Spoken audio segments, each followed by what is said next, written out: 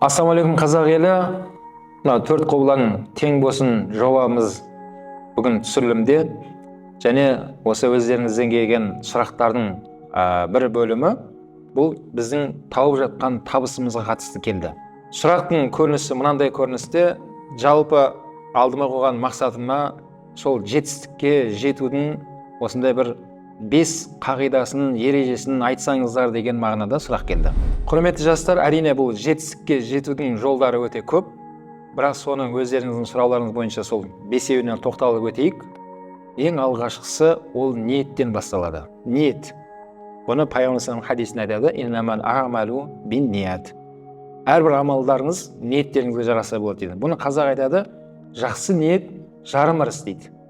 Сол себепті сіз алдыңызға үлкен бір мақсат қойдыңыз ба, сол мақсатқа жетпей тұрып, ең басында, ең әуелгі сәттерде ниетті тұрлап алыңыз. Мысалға, білесіздер, намаздың 12 парызы болса, сол 12 парыздың біреуі арнайы ол ниет мәселесі. Яғни қай намаз оқып жатқаныңызды біліп тұруыңыз керек, және сол арқылы сол намаз болып есептелінеді. Дәл сол секілді сіздің қандай мақсат қойған болсаңыз, Алла бәрін көріп тұр, Алла бәрін естіп тұр. Сол үшін ниетіңізді туралап алыңыз.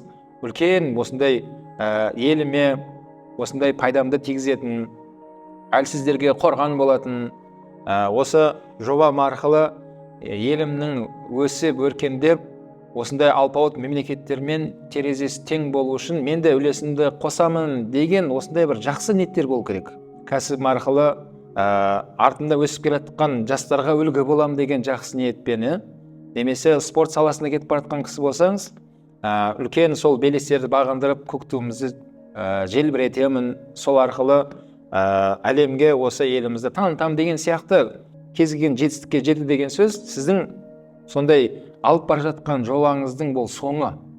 Сол соңын ең басында бастамай тұрып, соны ниетіңізді тұрлап алыңыз. Және ол ниет Алланың разылығы үшін болу керек. Яғни біреуге көрсету үшін емес, мақтану үшін емес. Өйткені ниет адамдарға сондай бір көрінейін, өзімнің мықты тұстарымды көрсетейін деген ниет болса, онда ол нәрсені рия деп айтылады. Ал рияда керісінше өзіңізге көптеген дұрыс емес сынақтар келе бастайды. Және ең қорқынышты жері, ертең Алланың құзырында оның бәрі мұсыр болып шығады. Ешқандай бір сауап амалға емес, керісінше күнәға айналып кеткен болып есептелінеді. Сол үшін жаңағыдай жетістікке жету деген ол жақсы сұрақ, бірақ сол нәрсені риядан аулақ болып, Алланың разылығы үшін, мен Алла Тағала маған осындай бойыма дарын берді, Алла Тағала маған осындай білім берді, Алла Тағала маған осындай бір мәселені берді деп, сол нәрсені сезініңізді, ниетіңізді тұрлап алыңыз. Сол кезде Аллаға армен қарай бисмилля деп Аллаға тәуекел етіп бастайсыз, сәттілік Алладан болады. Екінші мәселе, сол жетістікке жету үшін күнделікті соған жеткізетін амалдарыңыз қайталансын. Күнделікті. Мысалға, спорт маманы болғыңыз келсе, дұрыс алдыңызға мақсат қойып, жетістік олимпиаданың чемпионы болу. Бірақ күнделікті залға барып жаттығу жасайсыз, күнделікті ол. Аз-аздан, бірақ күнделікті. Оны алейхиссалам хадисінде айтады: аз болса да, бірақ тұрақты күнеге істеген жақсы амалдарымды Алла жақсы көреді дейді. Және сонымен қосымша күнделікті біздің өмірімізде жақсылық жасау сәттерімізді де қосыңыз. Адамдарға көмек беру, сол арқылы, яғни ертең жағдайымды жасап алғаннан кейін барып көмек беру емес. Мен әуелгі уақыттан бастап, аз болса да, бірақ күнделікті жақсы әдеттеріңізді қоса берсеңіз, онда осы сізді жетістікке алып барады. Үшінші мәселе, сол жақсы әдеттердің санын көбейту. Мысалға, тек қана бірыңғай осы бір мақсатты қойдым, сонымен баспен кіріп кетті емес. Күнделікті өмірмен сүру арқылы, бірақ соның ішінде жақсы әдеттеріңізді қосу арқылы да сіз жетістікке жету жолыңыз жеңіл болады. Ол қалай? Мысалға, мен бір азаматты танимын, сондай бір жақсы көлікті алды да ол жігіт. Және бір күнде сол көлікпен бір адамды болса да тегін жеткізіп тастайын деген өзіне сондай бір жақсылық әдетін қалыптастырып қойған. Сол арқылы мына көлігімнің зекетін беріп жатырмын деп есептейді ол жігіт өзіне.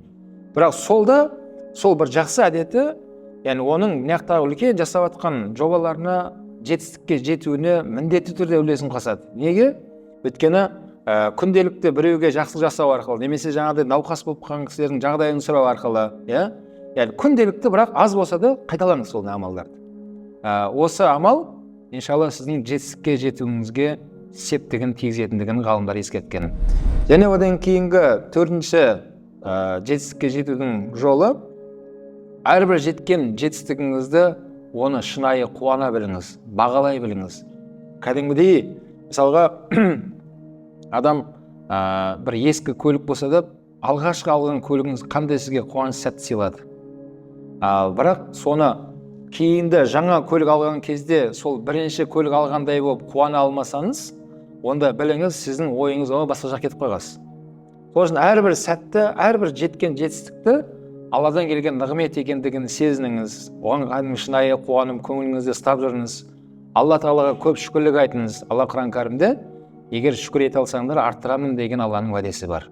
Осы шүкірлік деген нәрсе сіздің осы өмірде сондай үлкен мақсаттарыңызға жетуіңізге міндетті түрде септігін тигізеді. Алла Субхана Тағала сіздің дуа тілектеріңізді қабыл етеді. Неге?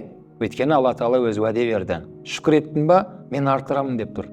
Осы шүкіршілік деген нәрсе әрдайым айтылып керек, және сіздің жүрегіңізде сол кішкентай болса да бірақ жетістік Алладан болып жатқандығын сіз әрдайым сезініңіз. Өйткені бір сахаба алейхиссаламнан сұраған: "Я Расулалла, мен біреуге көмектесіп жатсам, соны Алла істеп жатқанын мен сезінемін" деген. Намаз оқып жатсам да Алланың арқасында оқығанын сезінемін дегенде, маған денсаулық берген Алла, мүмкіншілік берген Алла, мен я Расулалла не істеп жатырмын сонда деп сұрады. Сонда алейхиссалам айтты: "Міне осы Алладан екендігін сезінгенің Аллаға деген шүкірлігің осындай болып есептеледі" деп айтқан алейхиссалам. Сол себепті әрбір сол жеткен жетістікті, әрбір сол қуаныш сәттердің бұл Алладан екендігін біліп отырыңыз, және соны мақтай беріңіз. Шүкір арқылы, рахмет арқылы. Бұны шариғатымызда "Альхамдулилля кулли хал" деген дұға бар. Бұның мағынасы: "Ей Алла Тағала, барлық сенің беріп жатқан нығметіңе саған мақтау айтамын" деген сөз. Мысалы кейде тамақ жеп болған екен барып "Альхамдулилля" деп айтамыз. Яғни бұл Аллаға мақтауым осы тамаққа үшін ғана болып қалады да. Немесе тағы бір кішкентай бір аурудан құтылып қалса, Аллаға шүкір деп айтады. Или бір кішкентай бір сынақтан өтсе, Аллаға шүкір деп. Яғни сол үшін ғана деген секілді болып қалады да. Ал бірақ "Альхамдулилля кул" деген дұға: "Я Алла Тағала, мен білетін, білмейтін бүткіл нығметіңе саған мақтау айтамын, саған шүкір етемін" деген мағынада. Яғни оны араб тілінде айту міндет емес, қазақ тілінде өзіміздің тілде айта берсеңіздер болады. Демек сол шүкіршілік деген нәрсе сіздің жетістікке жетуіңізге әбден септігін тигізеді. Және жаңа айтылған бойынша сол 5-ші ережесі сұрауларыңыз бойынша бізді жетістікке жеткізетін бұл садақаны беріп жүру. Садақа деген, бұны қазақ айтады, садақа бәлені қайтарады дейді. Бұның бәрі шариғаттан алып тұрған нәрсе. Яғни өзгелерге бөлісу арқылы ғана біздер үлкен шыңдарды, белестерді бағындырамыз. Өйткені бұл өмірде ешкім қалтасын салып, ешкім ешнәрсе әкете алмайды. Яғни жалаңаш келген денеміз, бәріміз жалаңаш қайтамыз. Сондағы біздің тапқан олжамыз бұл өмірде өзгелердің қажеттілігін өтеу арқылы Алла Тағала сіздің қажетіңізді өтейтінін айтқан алейхиссалам хадисте. Демек, сіз үлкен жетістікке жеткеннен кейін барып адамдарға көмектесем десеңіз, мүмкін көп уақыт керек оған.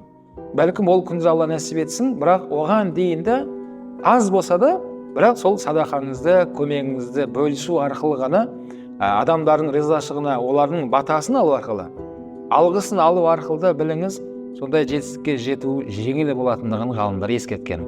Мен сол себепті құрметті жастар, Алла Тағала осы 7 ережені бойымызға сіңіріп, өмірімізде қолданып, үлкен белестерді бағындырып, жетістікке жетуді Алла баршамызға нәсіп етсін.